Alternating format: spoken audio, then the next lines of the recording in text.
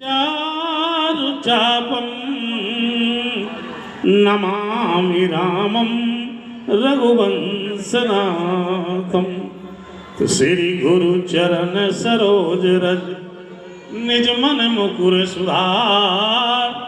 बरनहुँ रघुबर विमल yes जोदायक फल चार।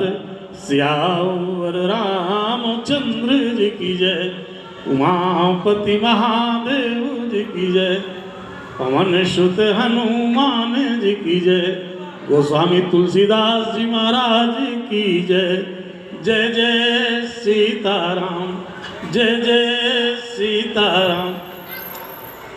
परम सम्माननीय इस कार्यक्रम के अध्यक्ष महोदय श्रीमान करवरिया जी महोदय, इस कार्यक्रम के महामंत्री करुणाशंकर द्विवेदी जी और कार्यक्रम के संचालक सम्माननीय प्राणेश जी महाराज, मंच पर उपस्थित विद्युतजन, व्यासगण, कथा प्रेमी सज्जनों, पूजा के योग्य माताओं, बहनों एवं देवियों, आप सभी के चरणों में मेरा वंदन है। देखिए, जब कोई भी व्यास मंच पे प्रारंभ करता है तो सबसे पहले भगवान नाम संकीर्तन कराता है। उसका कारण है क्योंकि भगवान का जो पावन नाम हम लेंगे तो हमारा मन निर्मल होगा, वातावरण निर्मल होगा और भगवान के नाम लेने से बहुत बड़ी महिमा है भगवान के नाम की। तो सबसे पहले 2 बार सीताराम नाम जाप करें। श्री राम जय जय राम। श्री राम जय जय राम। श्री राम जय जय राम।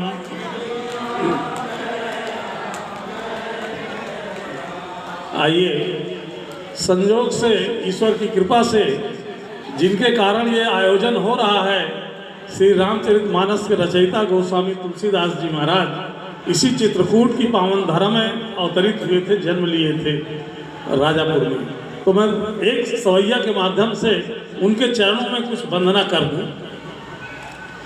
धन्य है धन्य, अरे ये भारत भूमि जहाँ मलरेख गई तुलसी। तो पुत्र विचित्र दिया जग को जिसने धन तुलसी। तो आज भी जीवित हो जग में तुलसी कृत मानस के तुलसी। श्री राम जय सिया राम। श्री राम जय सिया राम। आइए, भगवान को हम कैसे प्राप्त करें। भगवान चित्रकूट में लगभग 12 वर्ष रहे। यहाँ की पूरी संपूर्ण धरा पावन है, पवित्र है। भगवान राम स्वयं कहते हैं कि मैं कैसे प्राप्त हो सकता हूँ। भगवान राम स्वयं कह रहे हैं, गोस्वामी जी लिख रहे हैं, क्या कहते हैं कि करम बचन मन मोर गति। अरे भजन करहिनी काम, अतिन के हृदय कमल महा सदा करहूँ विश्राम। श्यावर रामचंद्र जी की जय। मन वचन कर्म, मनसा वाचा कर्मणा से अगर हम भगवान का सुमिरन करेंगे, नाम का जाप करेंगे और शब्द निष्काम भावना से, तो तिनके हृदय कमल में सदा करो विश्राम। ऐसे भक्त के हृदय में, ऐसे संत के हृदय में, ऐसे व्यक्ति के हृदय में मैं सदा सदा वास करूंगा, ऐसा भगवान स्वयं हमको आश्वासन दे रहे हैं। तो आइए, भगवान कहाँ मिलेंगे, कैसे मिलेंगे। संयोग से दूसरे जो अभी मैंने बताया कि राजापुर के पावन भूमि में गोस्वामी तुलसीदास जी का जन्म हुआ और यहीं से थोड़ी दूर पहले लालापुर है जहाँ पे वाल्मीकि जी का आश्रम है। भगवान राम वनवास में जब आते हैं तो सबसे पहले वाल्मीकि जी से मिलते हैं और भगवान वाल्मीकि जी से अपने रहने के लिए निवेदन करते हैं। और फिर वाल्मीकि जी उनको मकान बताते हैं, स्थान बताते हैं। इन्हीं में 2-4 मकानों के, यद्यपि उन्होंने 14 मकान बताए, 14 मकान हमारे आपके हृदय मन बताए, और 15वां मकान बताए, वो मकान है चित्रकूट का। तो आइए 2-4 मकानों की चर्चा करता हूँ। गोस्वामी जी लिखते हैं क्या कि वाल्मीकि जी कहते हैं कि सुनहु राम, सुनहु राम, अरे अब कहाँ हूँ निकेता, अब जहाँ बसो सिय लखन समेता। अरे जिनके श्रवण समुद्र समाना, अब कथा तुम्हारे सुभग सरिनाना। तुम भर ही निरंतर, अरे हो ही न पूरे, अब तिनके ही तुम कहूँ गृहूरे। तो सुनहु राम। वाल्मीकि जी कहते हैं, हे राम आप सुनिए, ध्यान से सुनिए, मैं आपको बताने और दिखाने जा रहा हूँ, लेकिन मुझे आप वचन दीजिए कि मैं जहाँ आपको बताऊँगा वहाँ आप रहेंगे। भगवान राम कहते हैं कि जब मुझे मालूम ही नहीं तो जहाँ आप बताओगे मैं निश्चित वहाँ रहूँगा।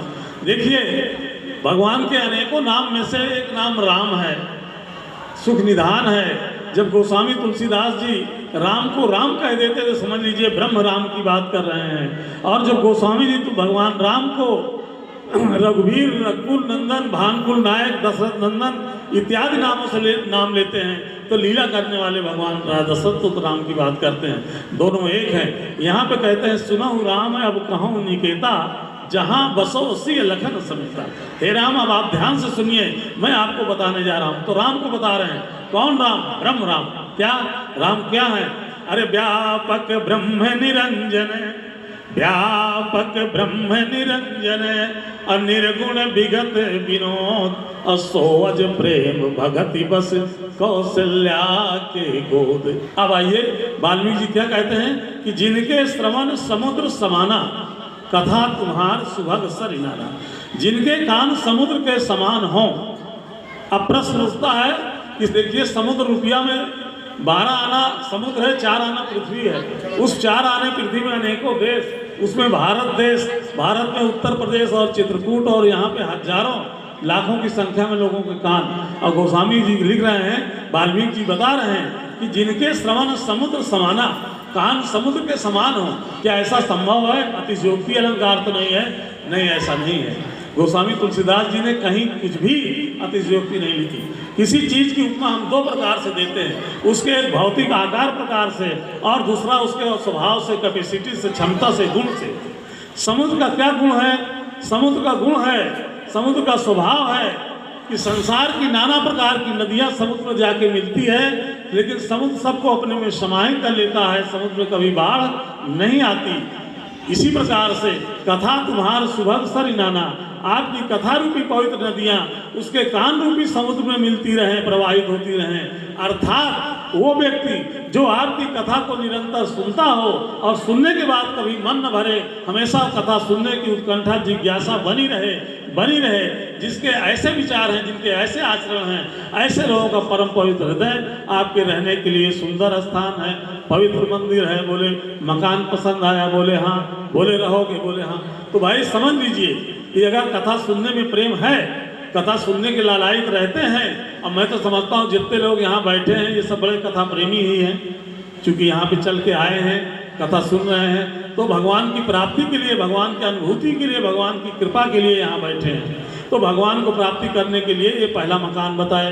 दूसरा मकान बताता हूँ। गोस्वामी जी लिखते हैं कि प्रभु प्रसाद, अरे सुचि सुभग सुभाषा, असादर जाहि लहै नितनासा। तो तुम ही निवेदित भोजन करही, और प्रभु प्रसाद पट भूषण धरही। तो शीस नवही सुर गुर देखी, और प्रीति सहित कर विनय विषेखी। शरण राम तीरथ चल जाही, तो राम बसो तिनके मन माही। तो प्रभु प्रसाद सुचि सुभग सुभाषा। देखिए अगला मकान बताते हैं कि प्रभु के प्रसाद से निकली हुई पवित्र सुगंध जिसकी नासिका प्रतिदिन श्रद्धा के साथ ग्रहण करती हो। अब इस ऐसा सौभाग्य किसको मिलेगा? जिसके यहाँ यज्ञ होता होगा, हवन होता होगा, भगवान का भजन कीर्तन होता होगा, माताएं पंजीरी इत्यादि प्रसाद बनाती होंगी, यज्ञ का धुआं निकलता होगा, उसकी नासिका श्रद्धा के साथ ग्रहण करती होगी। प्रभु प्रसाद सुचि सुभग सुबासा सादर जाए लहें नित नासा। प्रतिदिन, ऐसा नहीं कि आज प्राप्त किए कल नहीं परसों नहीं, रोज निरंतर। फिर कहते हैं तुम्हें निवेदित भोजन करही।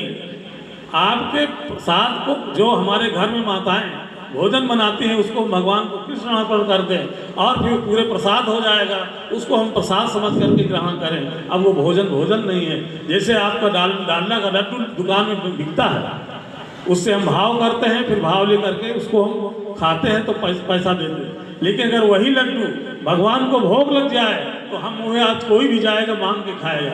अब वो भोजन पर लड्डू नहीं रह गया, वो प्रसाद हो गया। इसलिए कहा है कि भाव बिना बाजार की, भाव बिना बाजार की, अरे वस्तु मिले नहीं मोल, तो भाव रहित प्रभु क्यों मिले, जो भाव सहित प्रभु होए, सियावर रामचंद्र जी की जय। बिना भाव के 2 पैसे का कोई सामान नहीं मिलता, तो बिना भाव के भगवान नहीं मिलेंगे। भगवान तो भावनाओं के भूखे हैं। बोलो सियावर रामचंद्र की जय। आज धन्य मैं धन्य अति, अरे यद्यपि सब विधहीन, अनिज जन जान राम मोहि, संत समागम दीन, सियावर रामचंद्र।